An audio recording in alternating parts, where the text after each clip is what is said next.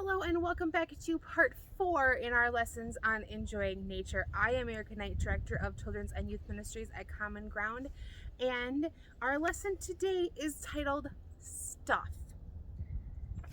We are going to continue to focus about our relationship with the earth, and we're going to learn about stuff. So I want you to close your eyes. Picture your room at home and all the stuff you have in it. Keep your eyes closed as you imagine your stuff and consider how important is all of this stuff to you.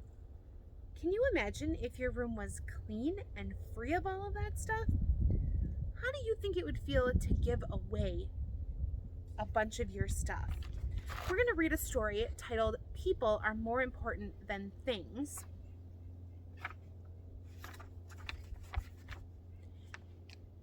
It was the biggest hole Charlie had ever seen. The hole would eventually become a playroom in the basement of Brenda's house, and upstairs would be a new room for her grandmother. Brenda had invited Charlie over to see the hole before it was covered up. The workmen were really nice. They gave me a bunch of stuff they found in the dirt that was dug out, Brenda said. She took Charlie over to a bucket. Inside the bucket were an odd variety of objects. See, here's an old soda bottle that my dad says is at least 50 years old. And look at this old toy car. Your brother Scotty would like it. Brenda brought the things out for Charlie to see. Charlie noticed that there was also a cassette tape of a song he didn't know, 2 keys, a spoon, and a plastic toy snake. Everything was dirty, of course. Brenda went on. There was other stuff that I didn't want. It was just trash, like a couple of plastic bottles, candy wrappers, even an old shoe. It's weird to think about what else could be buried in my yard. They washed everything off and gave the toy car to Scotty. Brenda's mom told them that man-made things could be underground for a long time and never change. Things made of plastic, metal, and glass may take hundreds or thousands of years to break down. Brenda and Charlie had fun making up stories about how the objects got lost and eventually buried in the yard by people who lived there generations ago. The children who played with the toy snake probably had grandchildren by now. Charlie asked his friend, "When is your grandma going to move in?" Brenda made a sad face and told Charlie, "I don't know. Her room will be done in a few months, but she may never move in. She's lived in the same big house for 60 years, and she doesn't want to get rid of all her stuff. My mom says we have to be patient, but sometimes it's hard to understand how stuff can be more important than people." Charlie thought about his uncle who loved to collect motorcycles. He was so attached to his stuff that he wouldn't go with Charlie and the family to Alaska last year. He was too worried about someone stealing his things while he was away. The next Sunday, Brenda was sitting with her parents and grandmother in church when the announcement was made. The pastor explained that 8 immigrant families from another country were coming to the church. Because of the war in their country, they had to leave everything behind, and now they had nothing. The church was having a big giveaway to help the families start their new lives here. Brenda's family talked about it later. Brenda tried to imagine leaving everything you own and everyone you know behind, maybe forever. Her dad said, "They are very lucky to be safe. Things can always be replaced. I bet we can get enough things together to help one of the families get started again." Her mom looked at Brenda and suggested, "The families have kids your age, Brenda. You might think about going through your things and choosing something to contribute." Brenda thought it would be nice to help out, so she spent the afternoon going through her stuff.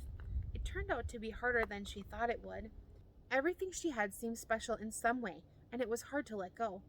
But by dinner, she had a box with a few items that she thought might help. Her mom took the box with a smile and added it to the large load in the back of her dad's pickup truck. Brenda's box looked pretty small in comparison. Her grandmother came over for dinner and added another small box of things to the truck. She and Brenda stood together and watched as her dad drove the full truck away to the church. Brenda showed her grandmother what had been done on the construction of the new room and also showed her the stuff that was found in the dirt. Charlie says maybe someday a kid will find our stuff all covered with dirt and they'll wonder about who we were. Wouldn't that be strange? Then she moved on to another thought.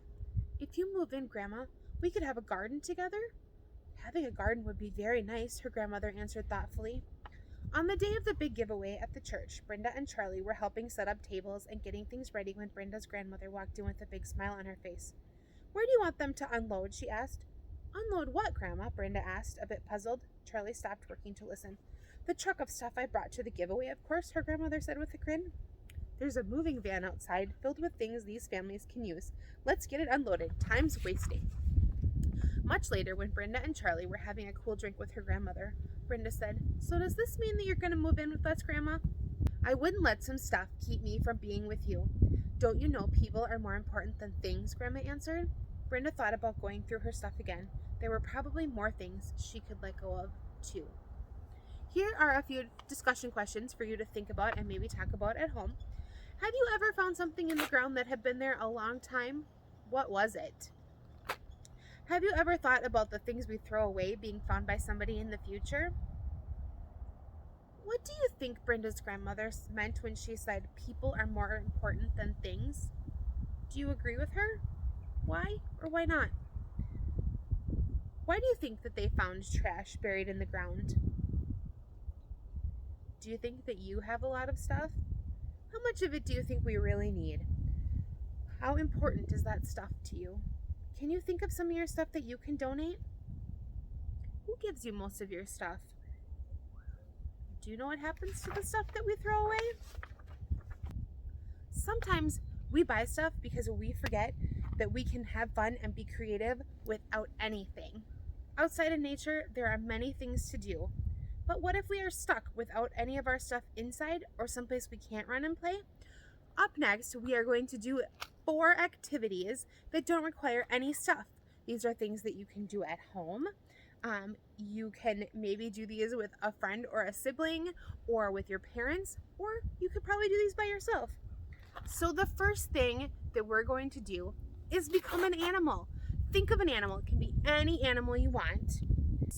Imagine what it would feel like to be that animal. So the animal that comes to my mind is an elephant.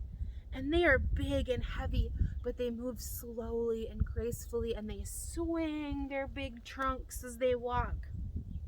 When you are done being an animal, our next activity is called Listen and Count. And this is a really good one to do outside, but you can do it inside too. Sit very still and close your eyes and listen. Listen to the sounds around you. Count how many different sounds you hear in 2 minutes. Now we're not going to sit for 2 minutes on this video. You can pause me for 2 minutes. That'd be just great. So let's listen.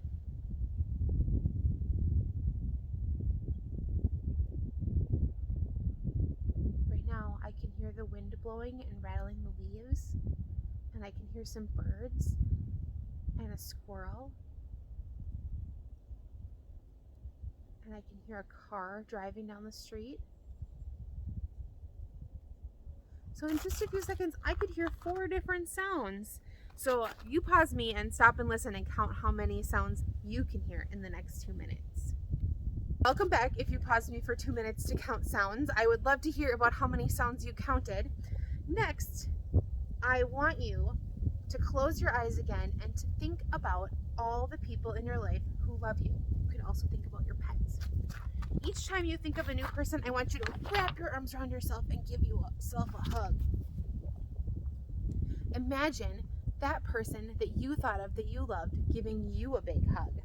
And then you are sending them love in return.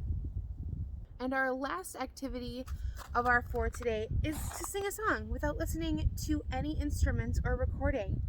Think about what the words mean. Do you know anything about the songwriter and what they were thinking when they wrote that song? How do you feel when you sing the song? Are there any movements or a dance to go with it? So, a song that comes to mind for me is If You're Happy and You Know It. If you're happy and you know it, clap your hands. If you're happy and you know it, clap your hands. If you're happy and you know it, then your face will surely show it. If you're happy and you know it, clap your hands. I bet you all know that one, and you could do that one, or you can think of any other song. So there is our 4 activities that you can do that you don't need any stuff to do, just yourself. Remember a little while ago, we talked about our friend the Peace Pilgrim who didn't own any stuff. And she traveled the country with just a very small number of things. She chose to live that way, and she was very happy with her choice. I want to offer you guys a little bit of a challenge. This might be kind of hard, but let's try it together, because I think this sounds kind of hard too. We're going to take a vacation from stuff.